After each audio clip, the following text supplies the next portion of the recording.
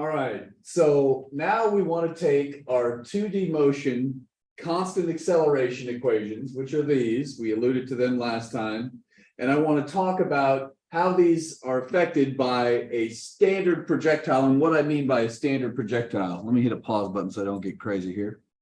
All right, so imagine you're going to kick a ball off a cliff and it's going to fly and it's going to impact the ground. What do we mean as a physics class when we talk about these things? In particular, how will this type of problem affect these equations? That's our goal to understand big picture. Now, usually the following assumptions are made. We're going to assume the size of the ball is negligible, usually negligible. All right. The idea here is compared to the height of the building or whatever we're kicking this ball from, or if you're throwing a ball, maybe compared to the height it goes up in the air, for whatever reason, we don't really want to worry about the few centimeters of the size of the ball. Are we going to be perfect when we get our answer? No, but we'll get things in the right ballpark. Okay. Impact. This is important. When a physicist is talking about impact, usually we do the math as if it's the nanosecond just before impact.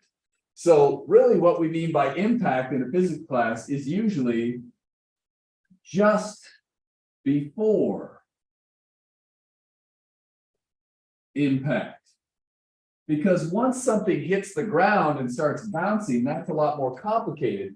But if we were looking for how long is the ball in the air, well, we could just say, look, it's going to go downwards maybe 10 meters here or something, whatever the distance is. So you can put in the full 10 meters. The size of the ball is negligible. Sure, it might hit the ground like a millisecond or few before that. We're going to ignore that error. This is our assumption. When I talk about impact, what I really mean is just before impact. So if I say impact velocity, I mean the velocity just before impact, or the impact position. Maybe I want the horizontal impact position. That's how far horizontally before it hits the ground, all right? Air resistance. Well, we're going to ignore that. If you want to learn how to handle that, we can take that on in another course or with a computer code, and I can show you that some other time. For now, let's ignore it. Free fall. Well, let's think about this. I should be careful here. This is called the initial speed. And usually this is just after the kick or the throw. So the idea here is when you're launching the ball, things are pretty complicated because you're pushing on it, there's forces. But if we can look at this as being just after the kick and just before the impact and ignore air resistance, we don't have to worry about the force from a hand. We don't have to worry about the force from a foot. We don't have to worry about air resistance or forces from the ground. This is free fall. Yes. When we have free fall, the acceleration is g downwards. That's the acceleration. Now, this kind of begs the question here about this coordinate system. You could choose any coordinate system you want, but usually we choose this such that we can set x initial equal to 0, right? Maybe not the y initial because the thing is going to be going up and down. So a lot of times what I like to do with my coordinate system is set the vertical coordinate at the lowest point in the problem. So basically at the impact height. And then you could have the horizontal position be directly below the ball. Now we should be careful here. Sometimes the ball might hit a building that's higher up, and then maybe you'd make this y equals 0. But essentially, if the ball hits something up high, maybe make the initial position y equals 0. And if it hits something down low, maybe make the final position y equals 0, something like that. Is there anything else I want to say before we go on? Oh, so you could see that what we could do is we could take this velocity vector, the speed in this direction, and split it up. So sometimes this term theta, boy, this is getting tight in here. Let me rearrange here. We're going to say this is accelerating down. That's the acceleration. We'll say that this theta is called the launch angle.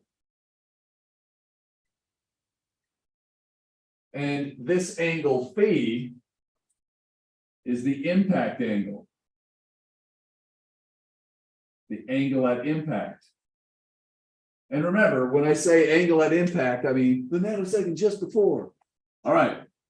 Something you're going to notice here is theta is drawn with this horizontal line versus phi, which is drawn with this diagonal line. It's important that you keep straight, because if you get tired and sloppy, pretty soon your phis start looking a lot like your thetas, and then you might cancel something that you're not supposed to.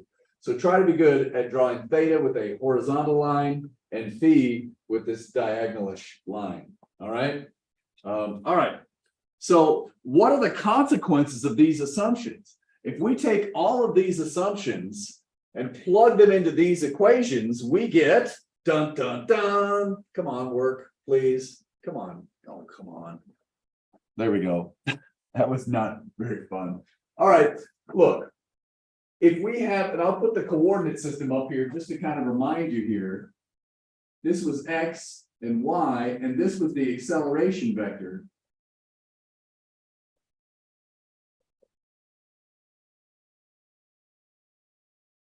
It's downwards with size g. So what happens here is a sub x, the amount of acceleration left-right is 0.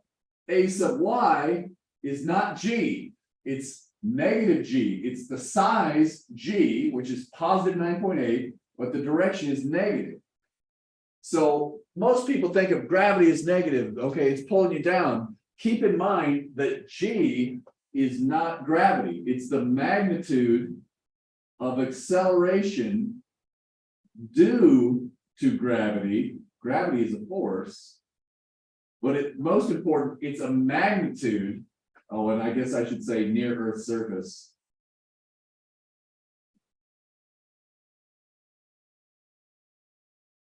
Whew, all that to get our 9.8 meters per second squared. I just want to point out g is always positive. It's the size of this. Okay. The minus sign came from the fact that it's g downwards, and we call upwards positive. When you plug that garbage in, we get something. Oh, I just smudged this a little bit. We see that the acceleration on the x term drops out. Now you might be saying, what about the Vx equation and the Vx squared equation? We don't really need those if a equals 0. Let me just go back and show you real quick. Look, in the x equation, we're going to say, look, let's drop this acceleration out. Well, that's really exciting. We see that the initial velocity in the x equals the final, or notice the initial amount horizontally doesn't change, right? We have the same x velocity at the beginning and the end and at the top and all throughout.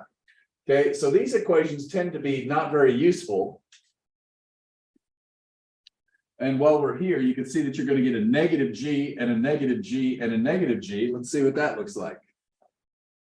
Come on. Geez, why is this not working today?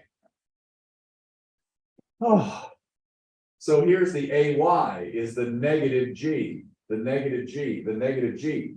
All right, so far so good. Now in this case, you can see how you get the V initial X. That's what this is right here. Make sure that's showing up okay. Yeah. So in this case, that's just V initial X. You can see this right here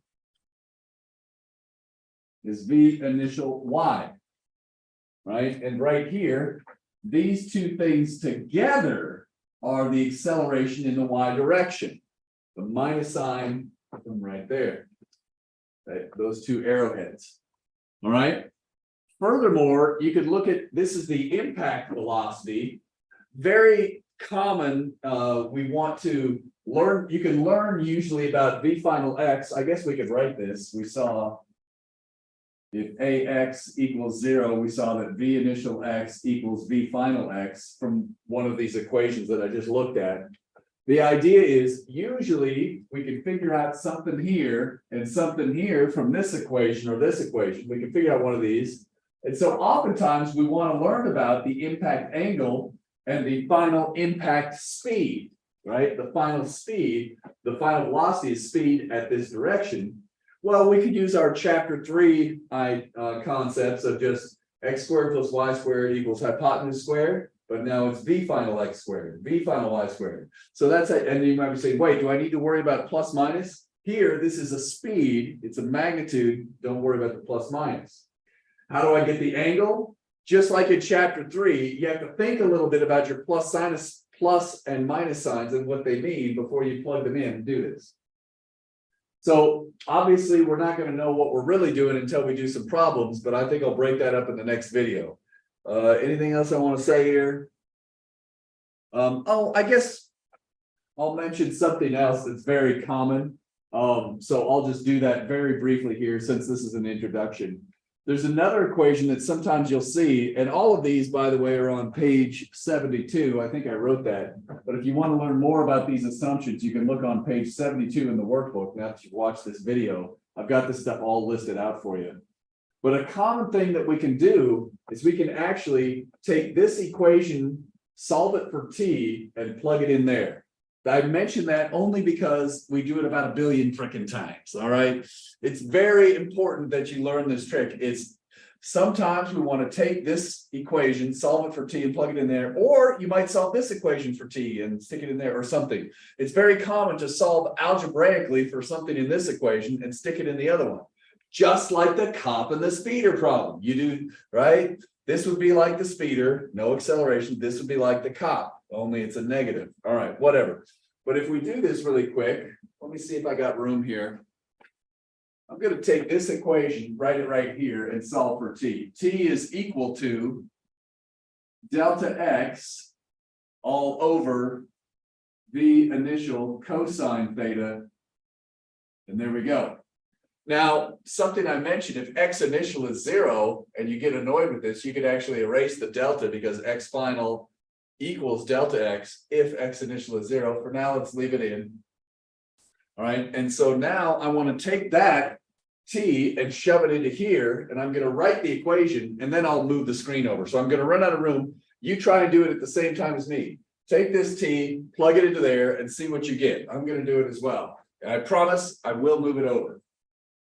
Delta y equals the initial sine theta. Now I'm plugging into t.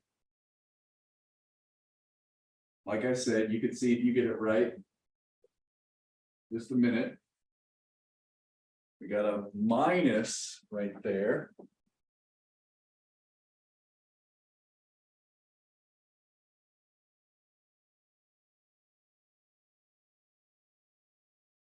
T squared.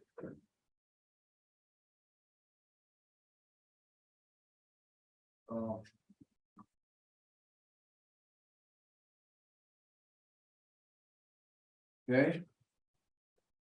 I'm gonna, oh, and I gotta square that. Okay, I'm just gonna scoot this over so you can see it now. There it is. Okay, so the idea was I just took this and plugged it into the delta y equation. And now let's clean it up a little bit. Look at this. We get a sine theta over cosine theta, that's tangent, and this is just ugly. All right, but now what I'm going to do is I'm going to say let x initial equals 0, which tells us delta x equals x final minus x initial equals just x final. And then I'm going to let x final just equal x to clean it up a little bit. And in this case, we get delta y is equal to x tangent theta minus gx squared over 2 the initial squared cosine squared theta. Right? Now, the reason I'm saying this, and make sure it's still on screen, we're still good. The thing that's cool about this is called the trajectory equation. I don't usually memorize this. You can see I usually just rederive it. It doesn't take much time. But this helps us see what shape do you get when you throw an object in the air. A parabola, right? If you tell me the x coordinate of the projectile, I could tell you the y coordinate, and it depends on both x and x squared. So this describes the parabolic path that an object takes. That's its trajectory. So if you're curious, we oftentimes use this. There's some tricks. This can be a cool problem because you can use this to solve for the initial speed if you know how far it moved. So if you know basically the XY coordinates of impact, this could be a useful problem.